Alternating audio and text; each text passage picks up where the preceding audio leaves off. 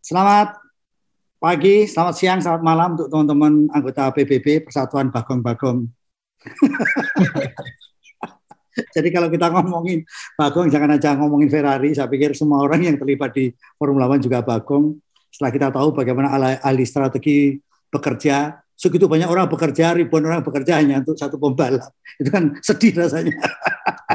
Buang-buang SDM. Jadi saya juga akan cerita yang Bagong bukannya Ferrari, tapi juga kalau lihat kemarin Carlos Sainz itu ternyata di Prancis tidak memasang bidon alat minum, tempat minum hanya untuk mengejar bobot. Itu Bagong atau tidak gitu. Balapan tidak minum. Jadi kenapa Carlos Sainz tidak punya pacar di Indonesia? Karena Carlos Sainz ini paling dibenci oleh para mertua. Karena mertua itu mencarinya ya. Mertua itu mencarinya bibit, bobot, bebet. Lah bobotnya itu loh. Dia karena bobotnya merasa bobotnya sudah bagus, malah dikurangi dengan tidak menempelkan bidon. Kalau tambah bidon, tempat air kan semakin berbobot. Itu mertua senang loh kalau ada menantu yang berbobot. Oke, Evan, di mana-mana Anda berada, kita akan ngomongin satu hal yang paling dibenci para cewek cantik di dunia. Kenapa dia tidak tertarik dengan pembalap Formula One?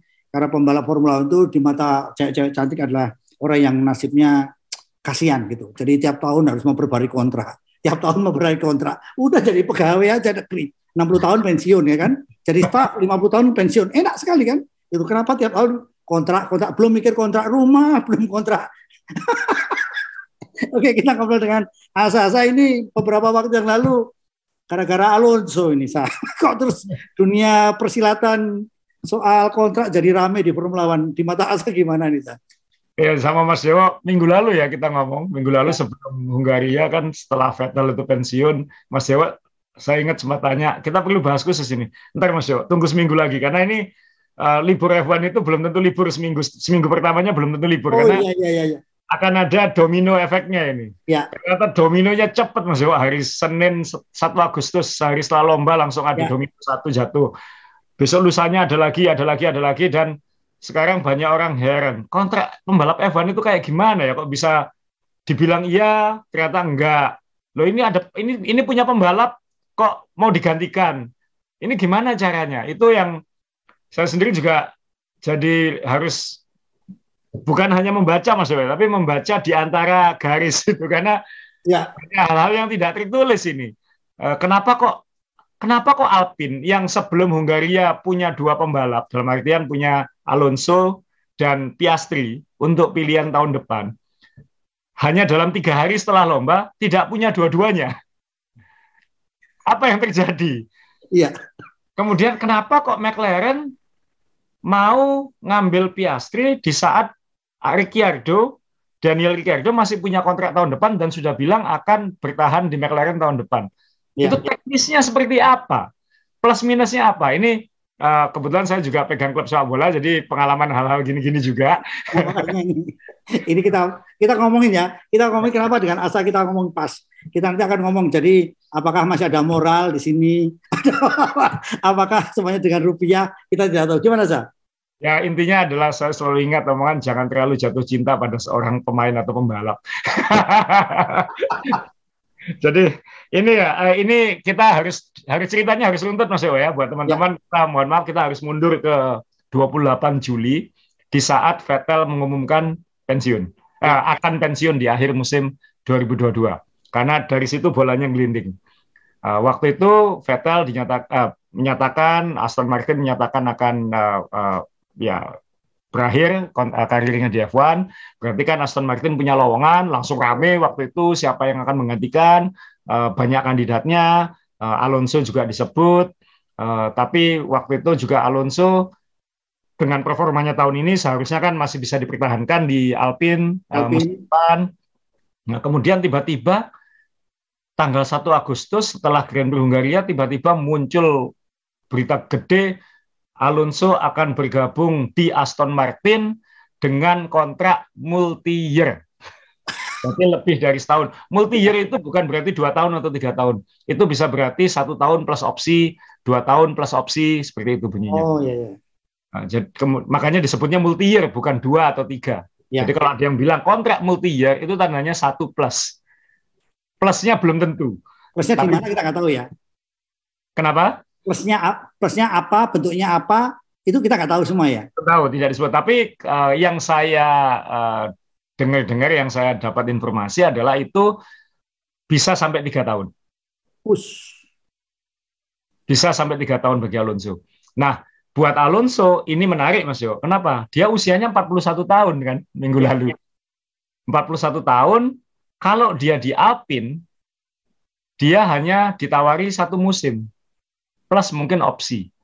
Seperti itu. Jadi opsinya sangat belum tentu, karena sangat bergantung pada performa dia. Ya. Aston Martin mungkin langsung nelikung, bilang, aku jamin 2 tahun misalnya. Aku jamin kamu 2 tahun. Dengan bayaran lebih. Mau nggak? Ya pindah, tes, langsung. Jadi, simple sebenarnya.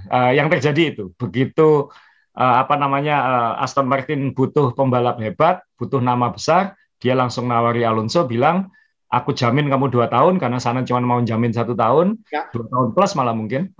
Kemudian, bayaranmu aku lebihin. Misalnya Alpine nawarin, Alpine kan punya daya tawar waktu itu kan, kamu mau di sini atau enggak, kan kayak gitu.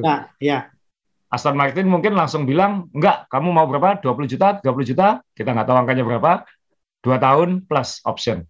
Pindah, tes, langsung seperti itu. Nah, logis kan, habis itu Alpine, kandidat berikutnya siapa? Gitu. Jadi kalau kita lihat foto ini kan dari Alonso, ngumpan ke dari Vettel ngumpan ke Alonso ini fotonya. Kan seperti itu. Ya kalau ini. Nah, kemudian umpan berikutnya adalah ke Piastri. Karena Piastri ini sudah digadang-gadang banget akan masuk F1 tahun depan. Ya. Ini reputasinya luar biasa. Ini pembalap asal Melbourne ya, asal Australia. 2020 juara F3, 2021 juara F2. Beruntun. Ya. Malah sebelumnya juara Formula Renault atau apa itu. Jadi ini bakat yang nggak boleh lewat, intinya seperti itu. Manajernya Mark Webber, ini saya pakai polonya Mark Webber, pembalap Australia juga. Ya, logonya kan khusus ya, MB. Dulu orang pakai beli ini kan takut saya beli kaos semua. Ini kenapa? Mark Webber atau multi level ini? Jadi Mark Webber ya, jadi nggak main-main juga ya ini ya. Main-main, jadi langsung dilatih coach dan manajernya adalah Mark Webber. Nah, Oke, Alpine tiba-tiba saja pengumumannya itu aneh timingnya, karena itu dini hari waktu Australia, sangat malam waktu kita waktu itu kalau nggak salah, dan itu jamnya aneh. Alpine bilang bahwa Piastri akan dipromosikan ke Alpine tahun depan, tapi tidak ada kutipan dari Piastri, tidak ada statement dari Piastri, hanya statement dari Alpine yang bunyinya pun bukan bunyi kontrak resmi atau apa, tapi akan sesuai kesepakatan, jadi bukan sesuai kontrak. Kalau agreement tulisannya, agreement itu kan kesepakatan, tapi belum tentu kontrak. Itu akan dipromosikan. Tidak lama kemudian, Piastri mengeluarkan statement ini. Saya bacakan aja. Saya memahami tanpa persetujuan saya, Alpine F1 telah merilis press release ya, berita akhir siang ini bahwa saya akan membalap untuk mereka tahun depan. Ini tidak benar. Saya belum menaikkan kontrak dengan Alpine untuk 2023. Saya tidak akan mengemudikan Alpine tahun depan. Tegas belakangnya, Dok. Ini salah. Saya tidak menaikkan kontrak dengan Alpine untuk 2023. Saya tidak akan mengemudikan Alpine tahun depan. Tegas itu. Ya. Tanya ini apa Evan Caswell. Apa yang dilakukan ini tentang Piastri? Orang yang biasanya dari pembalap F3, F2, kemudian F1 ini memang idolanya saya. Ya. Kok begitu dia beraninya juga misalnya mengambil ini, tetapi juga tolong dibocorin saya kalau dari dunia olahraga. Apa yang dilakukan Alpine juga? Apakah ini adalah pemagaran yang tidak jelas atau gimana? Jadi setelah statement ini kan rame kan, saya juga bingung. Ini apa yang terjadi? Kok bisa ini terjadi begitu dalam hitungan hari kan? Ya. Alonso, Alpine langsung dibalas sama Piastri. Saya mau nampilkan foto ini sekarang. Ini foto Otmar, Om Otmar, bosnya Alpine yang baru bergabung tahun ini dengan Alonso. Menurut saya tokoh antagonisnya yang pakai topi, Mas Yo. Kenapa? Bayangan, jadi yang saya dengar, yang saya bayangkan dan yang saya kira terjadi itu seperti ini. Ini semua gara-gara tanggal 31 Juli. Tanggal 31 Juli itu sepertinya ada opsi Alpin dengan Piastri yang harus dieksekusi. Jadi Alpin punya waktu sampai 31 Juli untuk meneken atau mendapatkan tanda tangan dari Piastri untuk statusnya tahun depan. Kenapa? Nanti saya akan cerita tentang presiden lama, karena banyak opsi-opsi itu 31 Juli. Bukan banyak, ada beberapa yang kemudian jadi kasus. Ya. Jensen Button, nanti ceritanya agak beda ya. Jadi tanggal 31 Juli itu, kenapa kok Alpin tidak segera menaikkan Piastri? Waktu itu, jadi yang jadi pertanyaan saya waktu itu, ya belakangan seperti itu. Kenapa ya kok nggak diambil 31 Juli itu? Kalau sudah pasti ini pembalap hebat. Dia mungkin punya perjanjian-perjanjian, tapi bukan perjanjian membalap. Perjanjian membalapnya yang belum diteken. Jadi kontrak itu kan belum tentu kontrak membalap, Mas. Ya. Kontrak test driver, kontrak apa, tapi bukan kontrak membalap. Pembalap utama ya. Pembalap utama ya. Itu jadi mungkin punya kontrak sampai tahun depan, tapi sebagai test driver, bukan sebagai pembalap utama. Ini masih harus disepakati lagi. Jadi kira-kira bayangan saya seperti itu. Nah, kenapa tidak diambil? Karena mungkin Alonso sudah ngasih kesepakatan verbal kepada Otmar dan kepada Alpin bahwa ya saya lanjut tahun depan. Kan pasti sudah ada pembicaraan kan, ini Alonso tahun depan seperti apa. Alonso sendiri sebelum Hungaria ada ngomong, kalau Anda cari beritanya ada itu. Oh, kesepakatan saya dengan Alpin hanya perlu ketemu 10 menit. Ada beritanya itu bisa dicari. Hanya perlu kesepakatan 10 menit untuk kelanjutan ke depan. Ya. Tapi mungkin penawarannya Alpin waktu itu adalah 1 tahun plus tadi kan, hanya jaminan 1 tahun karena ini ada Piastri yang harus dipromosikan. Jadi bayangan saya Alpin waktu itu, oh ini Alonso sudah sepakat, jadi kita nggak perlu naikkan Piastri sebagai pembalap, tinggal habis ini mencarikan jalan untuk Piastri supaya tetap siap kalau nanti tahun berikutnya gabung ke kita. Kan gosip yang paling besar adalah Piastri akan dipinjamkan ke Williams. Ke Williams, disekolahkan di Williams, baru kemudian bergabung di Alpine. Seperti itu. Nah, kemudian ternyata Alonso taken ke Aston Martin. Jadi, kan 31 Juli, 1 Agustus. 1 hari ya, mepet ya. Iya kan, Minggu itu balapan. Ya, Senin habis kontrak. Ya, habis kontrak. Sebentar, ini yang kayak gini ini yang cerdik pembalapnya atau manajernya atau tim kalau kita ngomong? Saya nggak tahu ini ada itikat buruh atau enggak. Saya kira enggak. Kalau pembalap pasti kan dia mencari kontrak terbaik untuk karirnya, apalagi seperti Alonso yang usianya sudah 41 tahun. Juga pasti nggak mau naikkan Alonso lebih dari 1 tahun kan, karena usianya juga seperti itu. Nggak bisa disalahkan juga. Gitu. Nah, Alpine tidak bisa disalahkan karena tidak mau jangka panjang dengan Alonso. Alonso tidak bisa disalahkan karena ada penawaran yang lebih besar dan lebih panjang. Kan sama-sama tidak salah, Mas. Jadi sama-sama tidak salah tapi ada korbannya kan kayak gitu. Ada yang jadi korban. Nah, gara-gara ini Alpine tidak menaikkan Piastri, tapi kemudian kehilangan Alonso dan kemudian manajemennya Piastri dalam hal ini Weber, aku kok belum diambil kayak gitu. Aku kok nggak diteken. Ya udah, aku ada tawaran dari McLaren. Aku ambil aja itu.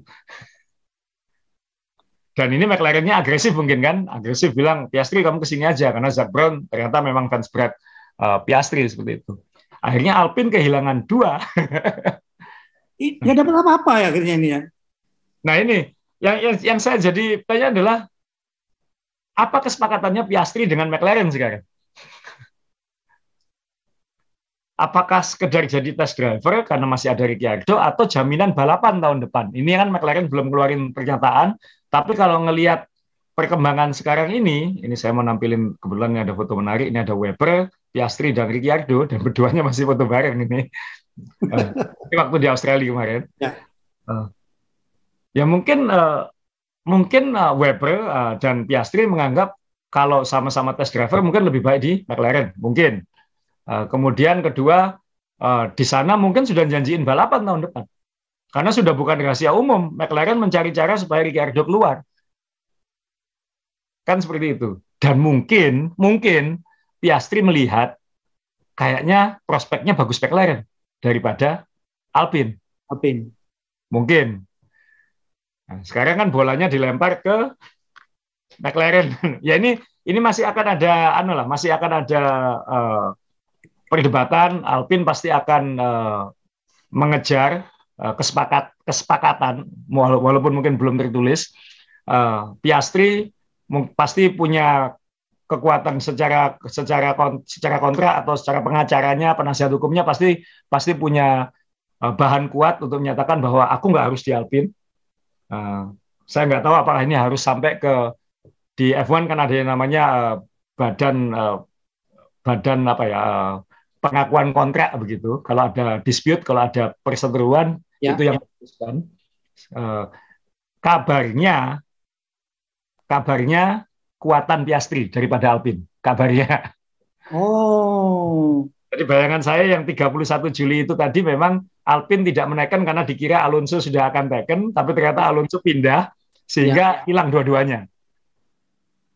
Ini dosanya paling banyak ini ya pembalap di belakang saya ini Alonso masih pakai McLaren ini. Ini orangnya masih muda ini. Ya, saya nggak bisa nyalain Alonso juga kan, Mas. Tapi Alonso harus diingat karakternya. Dulu di McLaren berantem, kemudian di Ferrari juga tidak harmonis ya. Tidak harmonis juga keluarnya dan ini. Ya, tapi dia kan mencari jalan untuk kebaikan dia kan ke depan kan. Maksudnya aku ditawari lebih gede, lebih panjang ya aku pindah ke sini. Apalagi usia aku udah 41 tahun. Nah, ini kan secara bisnis ya itu keputusan yang harus diambil. Kebetulan saja Alpine jadi kecolongan gitu. Alpine-nya nggak bisa disalahkan karena makanya mungkin benar juga kata orang jangan percaya lambe kan, jangan percaya mulut kan kayak gitu kan. Jadi kan harus benar-benar taken kalau enggak nanti ini bisa nyelintut omongannya. Nah ini yang bayangan saya terjadi. Iya. Jadi memang benar omongan Asa tadi. Jadi jangan percaya lambe. Jadi ya percayalah lambe secukupnya, jangan yang berlebihan, lambe secukupnya aja. Nanti masuk ke gosip kalau lambe yang berlebihan. Nah, ini Piastri ini kan anak didiknya Alpine. Iya. Nah, dalam akademi itu apakah tidak ada ikatan dinas? Ikatan dinas ini kayak kita sekolah di sini ada ikatan dinas, dalam arti ada klausul yang kamu sekolah di sini, tapi ya kamu nanti akan membalap kalau tim membutuhkan kamu akan membalap untuk tim. Atau masih ada kontrak yang kadang-kadang seperti sepak bola saja. Pokoknya berani bayar gitu. Ya ini etika lagi ya, ini karakter sudah kalau saya bilang, karena kan kalau dari sisi bisnis nggak kenal personal, nggak kenalan business decision gitu. Nah, dia di dalam beberapa tahun terakhir dibesarkan oleh Alpine, oleh Renault, dibiayai oleh Renault untuk balapan F2, dibiayai oleh Renault Alpine untuk test drive, untuk belajar, untuk berkembang. Tapi kontraknya kan fleksibel masih. Apakah itu berarti Alpine bisa disalahkan? Ya bisa saja mungkin. Tapi ini sebelum Otmar ya, karena Otmar kan baru bergabung tahun ini gitu. Tapi ya siapa yang nyangka kalau ada godaan yang bikin dia pengen pindah kan kayak gitu. Ya ini yang ya kita harus mempertanyakan, tapi ya yang mengherankan gini Mas Yo. Piastri ini loh belum pernah balapan F1. Tapi rasanya sudah. Ini kalau saham blue chip ini ya. Lah iya.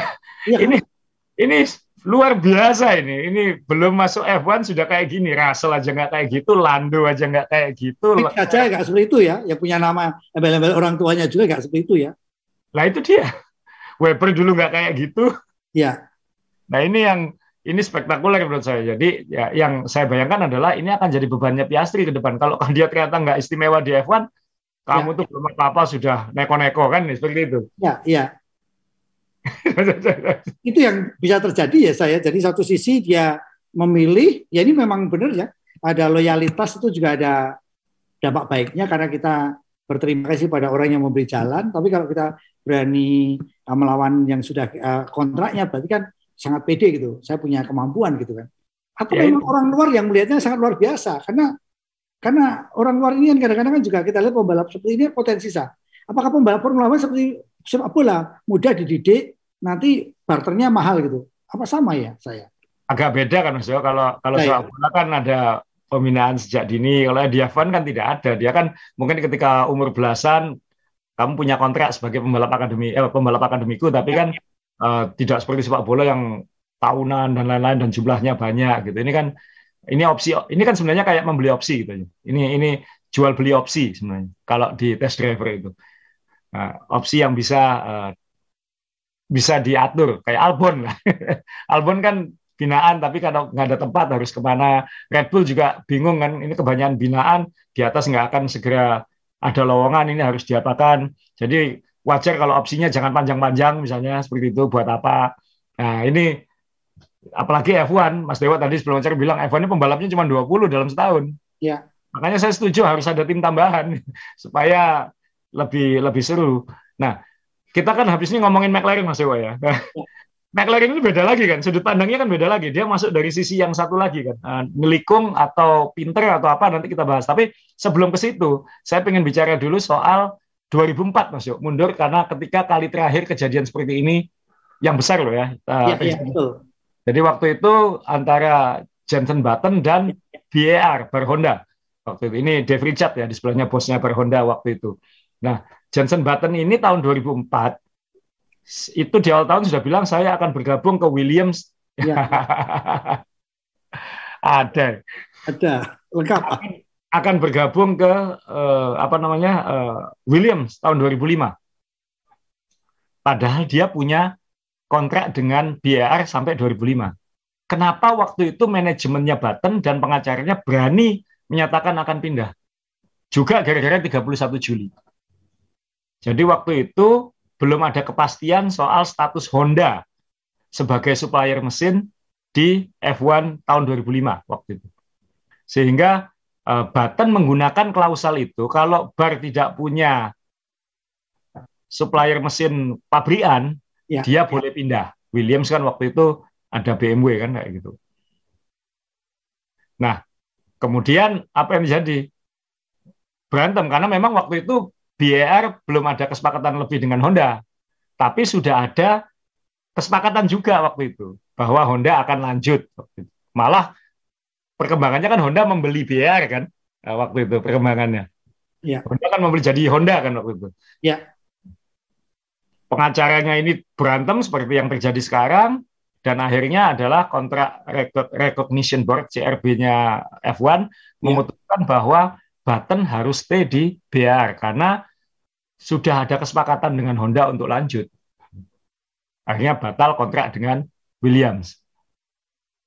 Button langsung ganti manajemen juga waktu itu, gara-gara itu. Ganti manajemen juga. Nah, yang terjadi lagi, itu lucu lagi, karena Button sepakat, oke, 2006 aku gabung Williams. 2006 aku gabung Williams. Tapi begitu Honda komitmennya nambah, beli tim, sedangkan Williams ditinggal BMW kan, karena kan Williams waktu itu pakai Cosworth akhirnya, karena BMW beli Sauber waktu itu. Wah, Button bilang, waduh, aku nggak mau ke Williams sekarang, aku mau di sini aja gitu, tahun 2005. Nah, yang waktu itu yang kena karma adalah Button, karena Button pada akhirnya harus membeli kontraknya sendiri dari Williams. Jadi Button harus bayar dari uang pribadinya ke Williams untuk membatalkan kontraknya tahun 2006 supaya Button bisa tetap di bar Honda waktu itu. Di Honda. Dan itu menurut saya keputusan terbaik karena walau Honda mundur tahun 2008, Button jadi juara dunia di tim itu kan. Saat namanya jadi Brown. Nah ini tahun 2004 juga 31 Juli itu karena pada 31 Juli belum ada kepastian Honda akan lanjut di BAR walaupun sudah ada kesepakatan. Dan itu yang dimainkan oleh tim manajemennya Button untuk keluar dari bar Honda. Membeli sendiri, uang sendiri saya itu ya, seperti itu ya. Tahun 2005 ke 2006 itu Button harus merogoh koceknya sendiri untuk membeli kontraknya supaya tidak jadi ke Williams. Nah, apakah itu akan terjadi di Piastri? Kita nggak tahu ini perkembangannya seperti apa ini Piastri. Ya. Karena ini seru. Feeling saya dia akan ke McLaren. Dia nggak mungkin berani seperti ini kalau tidak ada kepastian di McLaren. Nah, yang jadi pertanyaan sekarang kan, lo ada apa dengan Ricciardo ini? Bagaimana nasibnya Ricciardo sekarang? Dia punya kontrak loh Mas, kontrak tahun depan, dan Zac Brown McLaren sudah mengakui kalau opsi out-nya ada di Ricciardo semua, nggak di McLaren. Tapi McLaren kok berani kontrak Piastri? Ayo, logikanya apa lagi sekarang? Ini kalau misalnya Ricciardo, kalau tadi bilang ada di Ricciardo, kalau dia tetap ingin bertahan, gimana yang terjadi? Ya, tinggal tarung aja kan. Ini kan, ini pasti nggak harmonis kan sisa musim ini ya. Apa uang yang bicara lagi nanti, misalnya Ricciardo, aku lepas, oke, kamu mau bayar berapa gitu, mungkin nggak? Itu kuncinya Mas Yo. Bahwa McLaren akan menggaji Ricciardo untuk tidak balapan. Untuk tidak balapan di McLaren. Digaji. Apa? $25 juta. Ini $25 juta, jangan balapan di sini. Gila sekarang, ya. Apakah itu berarti McLaren nggak keluar uang double-double? Enggak. Ya. Kenapa? Piastri masih murah. Oh. Mungkin begini, oke, kita nggak apa-apa keluarin $25 juta untuk Ricciardo, untuk balapan tahun depan. Toh itu budget balapan kita, budget kontrak kita tahun depan kan sudah dianggarkan segitu. Piastri masuk, tapi kamu 1 juta aja ya, tahun 2023. Tapi 2024 kamu saya naikkan kalau performamu seperti ini, seperti ini, seperti ini. Ya. Jadi sebenarnya buang Ricciardo, memasukkan Piastri, hanya menambah $1 juta. Sebenarnya kayak gitu. Mungkin. Maksimal 5 juta, nggak akan lebih banyak. Ya. Sejauh mana Formula One melihat bahwa ini berkaitan dengan budget cap? Kontrak pembalap kan tidak masuk budget cap. Oh. Kontrak pembalap tidak. Kontrak pembalap dan petinggi tim tidak masuk budget cap. Jadi nggak ada kaitan. Jadi karena itu budget yang terbanyak ya petinggi sama pembalap kan sebenarnya. Iya kan? Iya. Wah, ini luar biasa ya kalau tidak balapan dapat gaji segitu saya. Tapi McLaren gambling juga nih Mas Jo. Ini kan Ricciardo memang 2 tahun ini kayaknya nggak klik emang ya, walaupun menang tahun lalu di Monza, tapi kayaknya kan nggak klik. Nah mungkin McLaren sudah sadar ini nggak bisa dipaksakan. Daripada dipaksakan kita kayak tahun ini, McLaren praktis kalah sama Alpine gara-gara Ricciardo nggak perform kan. Padahal nilai kalau kita ngomong konstruktor juga nilai hadiahnya juga besar sekali ya. Besar sekali. Jadi ini juga hitungan marketing juga ya. Tapi juga risiko kan, apakah Piastri jaminan lebih baik? Ya. Plus, minimal Ricciardo sama Lando kompak. Piastri sama Lando nanti jangan-jangan malah gontok-gontokan. Sama-sama muda ya. Yang satu mau. Jadi, tapi yang saya kan penggemar McLaren ini semua sudah tahu. McLaren berani ngambil keputusan-keputusan begini, berarti tim ini memang punya, kan kata saya ingat guru SMP saya dulu Mas Yo, katanya kalau mau kaya harus mentolo, jadi harus berani, harus tega. Sudah dapat aja dia.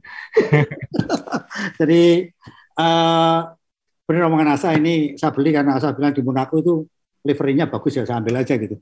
Nah ini kita kembali ke, saya masih penasaran dengan Albon saya tadi. Asa bilang Albon dipinjamkan ke, atau kalau tidak tadi yang mau dipinjamkan ke William tadi siapa?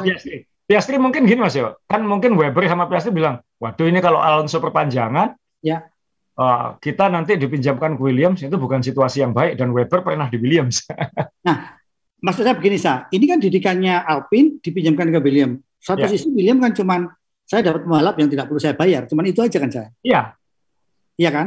Ya. Tapi bagi pembalap ini juga, Asa tadi bilang Weber, saya pernah di William juga. Bagaimana situasi di sana itu untuk pertumbuhan pembalap muda gitu kan? Dalam situasi normal Mas Yo, kalau memang Alonso perpanjang 1 tahun di Alpine, kemudian McLaren tidak berubah pembalapnya, Aston Martin, Vettel tidak pensiun mungkin, maka Piastri nggak punya pilihan. Dia mau nggak mau harus nerima dipinjamkan ke Williams. Ya. Tapi ini pasti ketika ini terjadi, opsi ini terjadi, Weber pasti ya mungkin ini omongan dengan McLaren mungkin mulai terjadi gara-gara itu. Aku nggak mau ke Williams, atau Weber bilang aku nggak mau Piastri ke Williams. Kamu bisa ngasih aku tempat nggak tahun depan? Nah, omongan-omongannya sudah mulai terjadi. Lalu ketika bolanya gelinding, Vettel pensiun, Alonso ke udah langsung tas, Piastri ke McLaren, dan yang terjadi sekarang ini kita menunggu kepastian dari semua. Nah, yang lucu kan memang Albon, karena Albon langsung ngeluarin tweet yang sebenarnya agak memparodikan tweetnya Piastri gitu. Jadi ketika Albon diperpanjang multi-year, jadi 2023 plus opsi ini, karena kan dia mungkin sulit ke AlphaTauri atau ke Red Bull, Albon langsung mengumumkan, saya memahami dengan persetujuan saya, Williams telah mengeluarkan pernyataan bahwa saya akan membalap untuk mereka tahun depan. Kabar ini benar dan saya telah menaikkan kontrak dengan Williams tahun 2023. Saya akan membalap untuk Williams tahun depan. Jadi ini benar-benar omongannya Piastri versi Albon. Ini lucu ini luar biasa lucunya. Dan ini ya sekaligus menertawakan apa yang terjadi pada Alpine. Tapi ya Williams tahun depan akan ada Albon, tinggal pembalap satunya siapa gitu. Kan dia juga Piastri nggak kesini juga nggak apa-apa, kita masih punya banyak opsi gitu. Malah ini ada opsi menarik menurut saya. Kan beberapa episode kita selalu ngomong butuh pembalap Amerika, ternyata nggak perlu ngambil dari IndyCar kan? Karena di F2 ada yang hebat sekarang, Logan Sargent ini kan ya. Ini membuka jalan buat Sargent bergabung ke Williams tahun depan. Jadi ada pembalap Amerika di F1. Nah ini, jadi dominonya jalan terus Mas. Iya, dan dominonya ini juga tidak, kalau Asa sebagai pelaku di dalamnya, sebagai pelaku bisnis olahraga, sebenarnya kebaca nggak sih? Tahu-tahu ada istilahnya ini kan gerakan senyap dari Alonso, tahu-tahu saya deal, akhirnya semuanya domino semuanya. Baca nggak sih saya sebenarnya? Ya itulah, apalagi di Indonesia lebih parah kan Mas Jo, karena kan di sini regulasi agen nggak clear. Kemudian di sini panjang kontrak tidak clear karena musim sepak bolanya tidak jelas. Kadang dalam 1 tahun, belah tahun. Jadi ada banyak faktor yang membuat di Indonesia jauh lebih rumit. Kalau kita ngomong sepak bola Indonesia. Jadi yang terjadi, makanya kenapa pemain Indonesia kebanyakan kontraknya 1 tahun, karena ya seperti itu, tidak kepastian liganya tidak ada.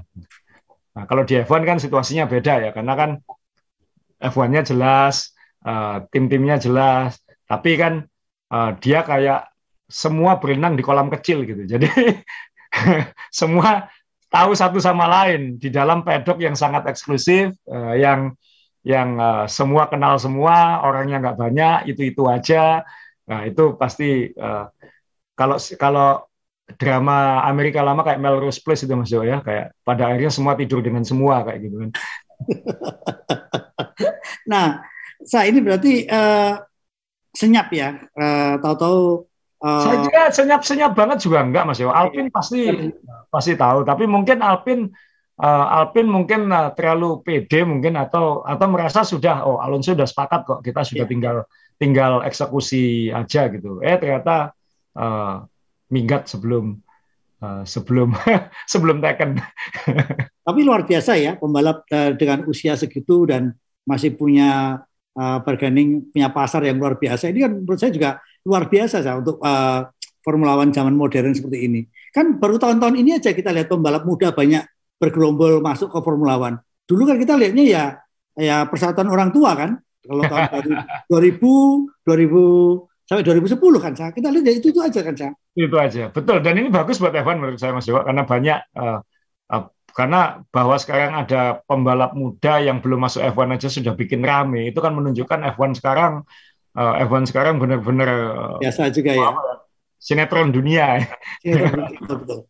Nah ini yang saya suka, dan banyak Alonso ini tetap menurut saya dibutuhkan sebagai penghubung kan, jembatan penghubung dengan fans lama dengan yang sekarang kayak gitu. Iya. Ya, Jadi karena yang sisa tinggal dia sama Hamilton praktis. Ya ya, mungkin Perez, Ricciardo udah 33 tahun. ya, Jadi kayaknya dari generasi Alonso, Perez, Hamilton langsung boom ke bawah ke Russell, Lando, mungkin nanti Piastri. Ya ini langsung peralihan. Alonso adalah sisa-sisa terakhir peradaban lama. kalau kalau insinyurnya ya Nui ya. Kalau ini udahlah, ini pembalap sisa-sisa nih yang berubah-berubah masih ada. Tapi memang kerasa ya saya di Formula One dengan MotoGP. Di MotoGP ini kan balapan masih ada nomor 46 tuh masih ada di mana masih ada. Ini kan luar biasa menurut saya. Ya, tapi MotoGP juga ini pasti sedang krisis identitas menurut saya. Ya, Kalau kita lihat timnya apa, pabrikan yang menangnya paling banyak sekarang peringkat berapa? 3, 4, 5 klasemen, bukan peringkat 1, 2. Itu kan aneh. Dalam ya, artian ini uh, tidak ada, ya saya berkali-kali sudah bilang ini, saya bingung ngikuti siapa sekarang di MotoGP. Itu. Dulu ya, Marquez masuk langsung dominan kan. ya. Jadi tidak ada battle struggle-nya. Struggle-nya malah sekarang. Struggle-nya malah sekarang. Rossi besar kenapa? Karena Rossi dulu ceritanya kan banyak gitu. Maksudnya dari 125, 250 dulu itu, kemudian 500 sempat dia harus melawan generasi lama, ada Biaggi, Gibernau, kemudian dia harus membendung generasi baru, Stoner, Lorenzo, ya Betul, kan? ya. Jadi Ya. dia dia tarung, dia menaklukkan, meruntuhkan periode lama, kemudian bertarung dengan generasi yang sekarang.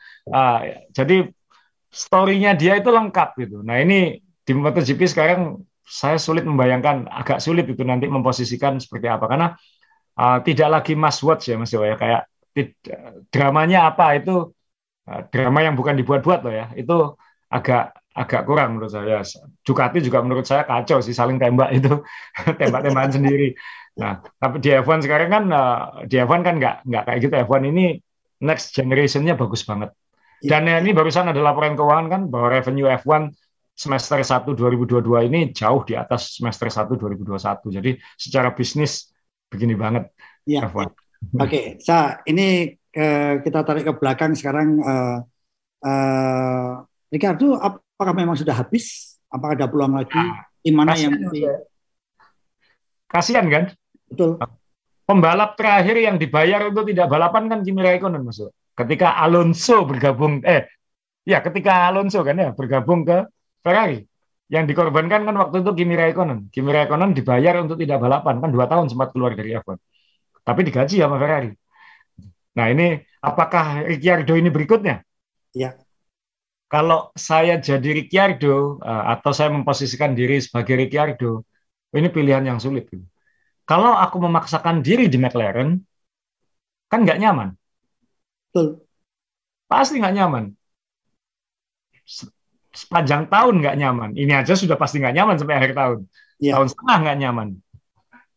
McLaren kan sudah secara tidak langsung sudah bilang, kamu tak bayar nggak apa-apa, kamu nggak nyaman di sini, kamu aku bayar setahun setengah ke depan, kamu nggak nyaman, udah bukan urusanku, aku udah siap dengan konsekuensi itu. Kayaknya McLaren sudah, kalau main kartu sudah kayak gini, ini kartu gue, mau apa kamu? Kayak gitu. Nah, si Ricciardo pasti mikir begini, aku di McLaren nggak nyaman, aku absen setahun secara finansial juga nggak apa-apa, wong digaji untuk nggak ngapa-ngapain kan paling enak. Apalagi gaji butanya puluhan juta dolar. Kan enak Mas Yo. Betul. Setelah itu ngapain? Nah, kalau misalnya oke, kita duduk deh McLaren, aku menyerahkan mobilku ke Piastri, aku mau keluar, aku tetap kamu bayar, toh kamu juga mau kayak gitu. Misalnya itu keputusan, misalnya itu komprominya. Kemudian kemana Mas Yo? Kemana? Ricciardo kemana? Pilihannya tinggal Williams, Haas, Alfa Romeo, sama Alpine. Ya. Ingat 2020, 2019 kan Ricciardo di Renault. Ya. 2019 dia di Renault, dia masih punya kontrak 2020 di Renault, tapi di awal 2020 dia sudah bilang bahwa 2021 aku ke McLaren. Jadi selama setahun itu Ricciardo nggak enak sama Renault karena belum apa-apa dia sudah menyatakan akan pindah kan waktu itu. Nah berarti sekarang dia balik kucing ke Renault, ke Alpine. Terjadi nggak di Formula 1 seperti itu, Sa? Nah, sekarang saya tanya Mas Yo, kalau dia balik ke Alpine untuk setahun atau untuk 2 tahun?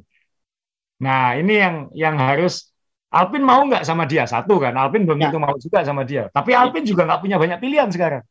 Alpine mau ngambil siapa? Mick Schumacher? Belum ya.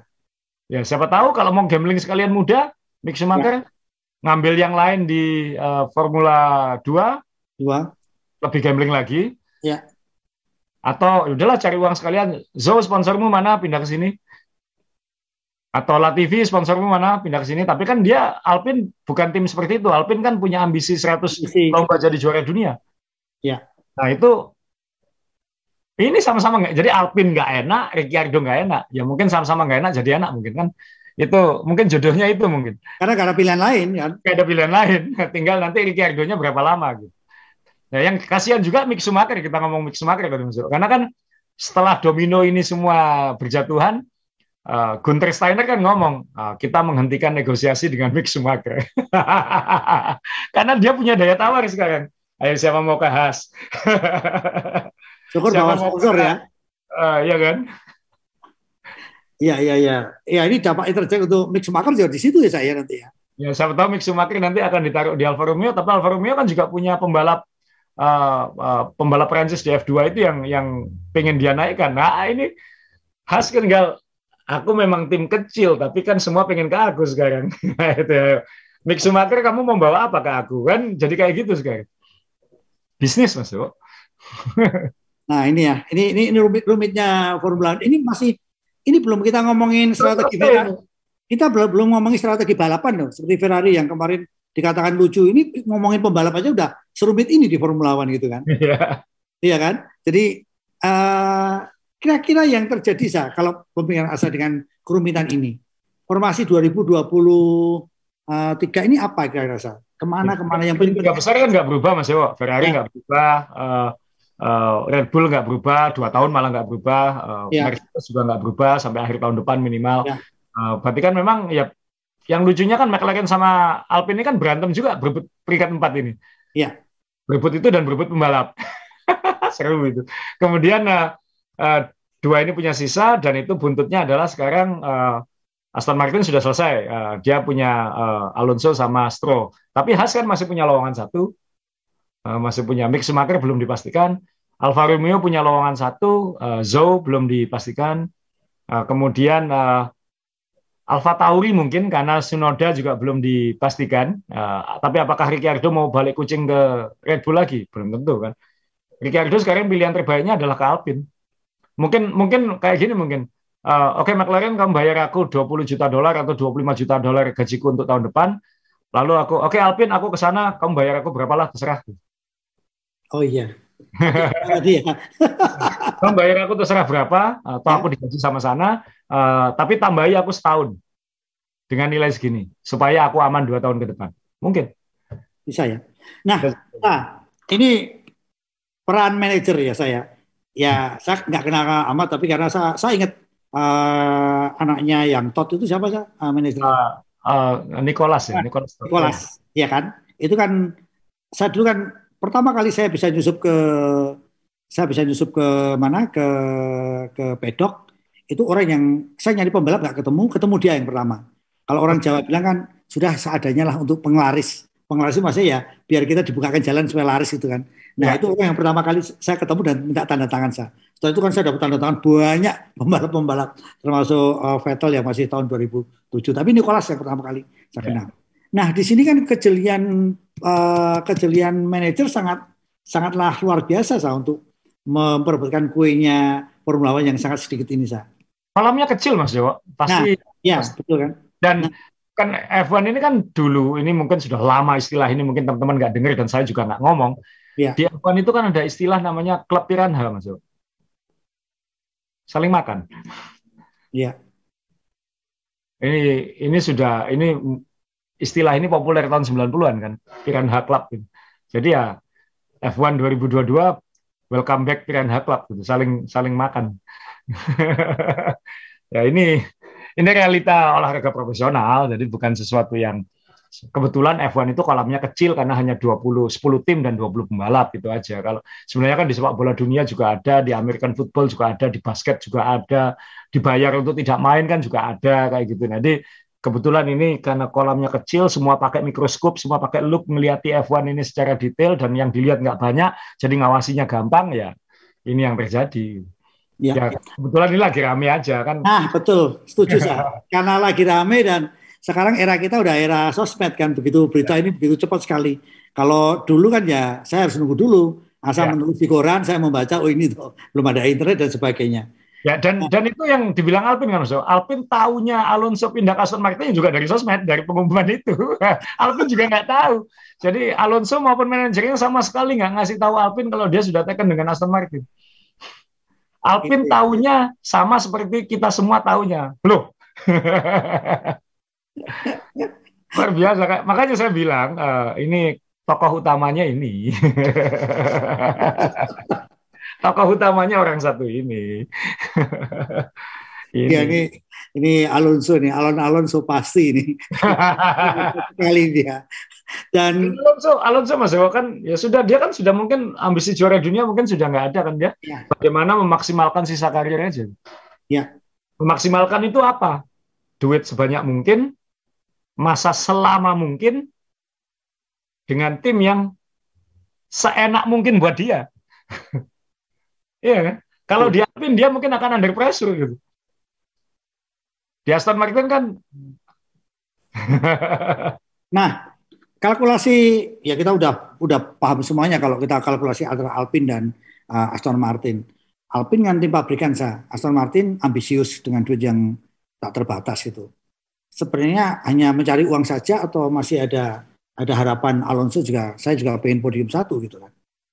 Ini kutipannya Alonso Mas Dewa. Setelah mengumumkan dia ke Aston Martin, saya masih punya ambisi dan rasa lapar untuk bertarung di depan. Ya, semua pembalap kalau jualan pasti ngomong kayak gitu kan. Semua pemain kalau jualan pasti bilang kayak gitu. Jadi ya pasti namanya pembalap F1 apalagi juara dunia pasti punya ambisi, kalau ada maksimal peluang aku maksimalkan kan. Kelas-kelas yang Alonso akan seperti itu. Tapi minimal di Aston Martin kan dia bilang ya kan kalau nggak bagus kan timku kayak gini. Kan tetap paling enak. Apa orang Jawa bilang nyirik Mas Dewa ya. Tapi memang ini mana menang ini. Ya dilihat wajahnya nih suka daun muda ini. Buktinya dia memilih Aston kan hijau, masih hijau lah. Suka yang hijau dia. Dan bosnya Aston Martin flexing kan gitu kan maksudnya kan. Manajer Alonso siapa saya? Aduh saya nggak ingat. Briatore dulu ya, bukan ya? Di bawah ada kok. Saya lupa namanya. Enggak. Bukan Briatore ya. Bukan. Ya. Dulu kan kita lihat komposisi dua ini kan sangat sangar ya. Alonso, Briatore ini kan menurut saya orang-orang wah ini preman semua, ini funky semua ini. Dan ternyata memang Formula One juga berwarna dengan ada Briatore waktu itu saya. Ya Briatore kan sudah di ban seumur hidup, tidak boleh terlibat di dunia F1. Gara-gara kasusnya Alonso 2009 yang di Singapura itu masuk yang sengaja. Ya, aku sah, fotonya ada sah. Ini sah fotonya sah. Ini Alonso Singapura ini. Ini Alonso di Singapura ini. Jadi ya, gimana sah? Ya nggak kenapa Mas di Singapura, Mas Dewa di situ waktu itu saya. Iya di sini kan. Saya di sini kebetulan saya yang menulis waktu ada tabrakan teman-teman F1 Mania Surabaya itu tidak nonton balapan tapi malah gotong royong ngangkat pagar supaya dapat serpian karbonnya, ingat nggak? Ya dan dapat. Iya dan dapat tuh. Dapat. Dan serpihan kecelakaan itu ada di Surabaya. Kalau kapan harus dipinjam Mas Dewa ditunjukin. Iya, cuman waktu saya diajak ASA ke Shanghai 2007 dan saya berhasil nyusup, itu yang kecewa BB. BB itu sekarang bisnisnya memang dia kolektor Formula One replika. Dia punya serpiannya. Oh gitu aku mau minta tanda tanya Nelson Piquet Junior. Kan ada Nelson Piquet itu. Ya Piquet, sorry, bukan Fittipaldi. Tapi kan Piquet saya ketemu 2007. Cuman dia kan baru 2009 kan tabrakannya kan. Tetep Piquet pacarnya Max Verstappen aja nanti masuk. Oh iya. Oh ya benar. Ya. Ini serunya kalau kita senang Formula One ya begini ya. Jadi masih dulur, bukan kalau salah bukan kakak adik tapi masih dulur ya. Jadi kalau kita nonton balapan Formula One, waktu ada kecelakaan, bule-bule itu motret semua. Kalau anak Surabaya nggak kerja bakti, ngangkat pagar itu, tangannya udah. Pagar untuk ngambil itu luar biasa itu. Ya luar biasa. Cerita itu ketawa-ketawa ya, itu kelakuannya F1 Mania Surabaya ya gini. Saya bingung moto, kita bingung cari souvenir. Ya, saya ini kembali ke formasi 2023 ini, jadi suasana nanti akan adem ayem atau panas karena ini kondisi sekarang udah carut marut, udah berubah semuanya. Dan kita lihat 2003 kan tinggal besok lagi ya, tinggal nggak lama lagi akan kita akan saksikan semua ini. Kalau Asal lihat bagaimana, setuju beban ada di Piastri? Oh iya, tapi mungkin dia sudah siap dengan itu mungkin. Kan? Wah ini kan kalau dia siap dengan itu, dia membuktikan memang kelas. Maksudnya pembalap-pembalap yang belum apa-apa berani kontroversi kan pada akhirnya banyak yang kelas kan Mas Yo. Jenson Button yang paling gampang. Michael Schumacher dulu dispute kontrak dan itu malah konyol itu. Saya harus pastikan lagi bahasa. Jadi yang dimainkan adalah bahasa hukum kecil, satu kata Mas Yo. Dia itu seharusnya punya kontrak di Jordan. Jadi kan dia debutnya di Jordan di Belgia tahun 91 dan dia seharusnya terus di Jordan, tapi kemudian diambil oleh Briatore tadi, oleh Benetton waktu itu. Ya. Direbut langsung setelah satu lomba. Eddie Jordan marah-marah, dia punya kontrak, tapi bunyinya waktu itu dia tidak punya the kontrak, dia punya kontrak atau apa seperti itu. Nanti saya harus pelajari lagi, mungkin teman-teman silakan cari beritanya atau analisisnya. Tapi waktu itu benar-benar Michael Schumacher dan manajernya Weber juga namanya Willy Weber.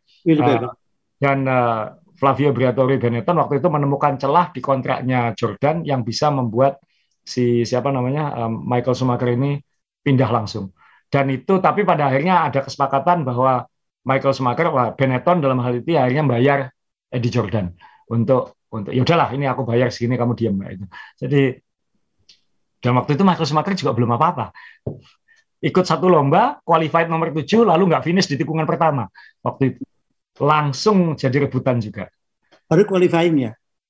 Qualifying langsung peringkat 7 memang spektakuler. Ya. Tapi kemudian habis start koplingnya rusak. Jadi cuma satu tikungan out waktu itu. Nah, ini Michael Schumacher. Apakah Piastri ini nanti juga seperti itu ya kita lihat. Tapi apakah pilihan McLaren bisa memberi jalan ke sana? Kita juga nggak tahu. Sekali lagi ini kan kita nggak tahu jalannya nanti seperti apa. Jangan-jangan nanti McLaren tahun depan ada masalah misalnya. Atau kan McLaren pasti bukan tim pabrikan, Mas Yo. Alpine tim pabrikan loh. Ya.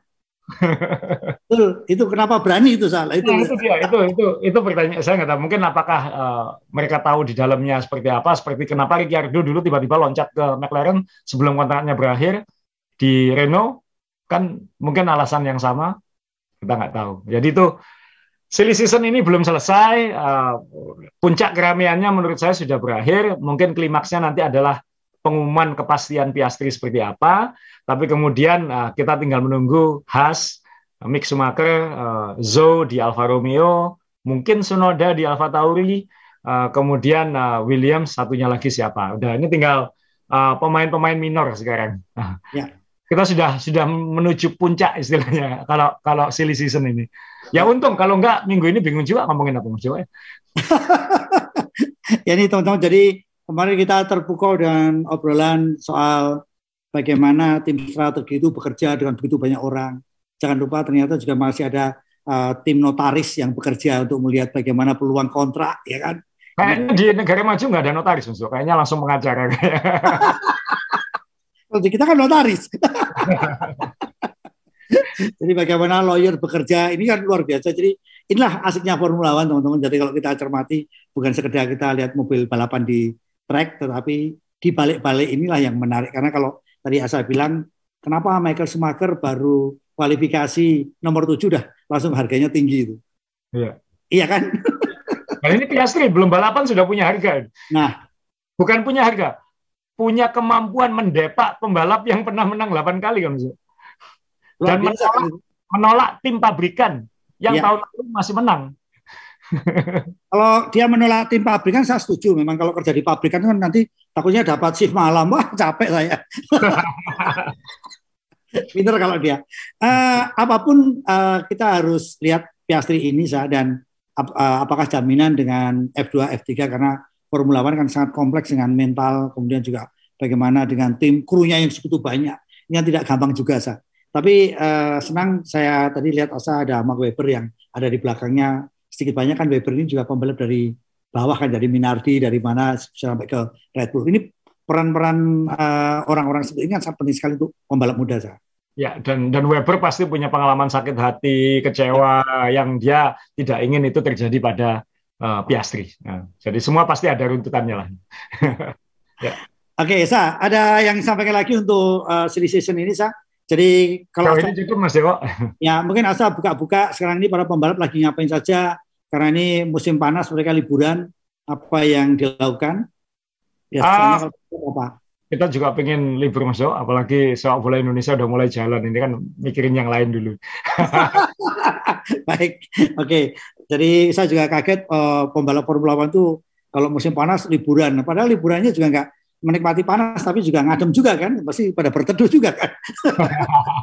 Biasanya olahraga-olahraga yang berkaitan dengan kemampuan skill, kemudian juga feeling itu sangat diasah ya saya. Ski, kemudian renang, kemudian ada juga yang bermain golf atau juga sepeda. Mungkin itu saya yang bisa kita bahas kalau ada yang sampaikan sebelum saya tutup. Cukup dulu Mas. Ya. Oke, baik Ewan Mania, sekali lagi tidak ada salahnya kalau Anda mengatakan Bagong itu bukan hanya untuk Ferrari, tetapi Formula One memang Bagong. Nanti kita akan kupas Bagongnya Formula One itu di mana, karena serba aneh bisa terjadi di balapan yang satu ini. Oke, terima kasih. Salam sehat dari Main Balap. Terima kasih atas support teman-teman. Salam.